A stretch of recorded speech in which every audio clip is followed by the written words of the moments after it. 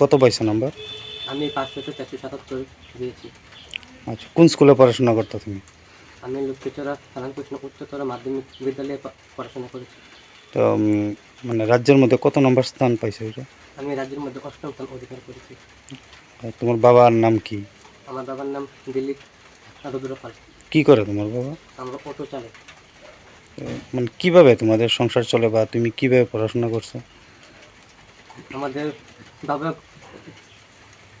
সারাদিন অটো নিয়ে বেরিয়ে, কিন্তু কখনো কখনো আমাদের বাড়িতে এমনও পরিস্থিতি গিয়েছে যখন আমাদের ভাত খেতে ভাত ছিল না, কিন্তু আমার বাবা আমাকে বলেছে, তো তুই বাবা পড়, কিন্তু আমি তোকে ভিক্ষা করে হলেও তোকে আমি পড়াবো।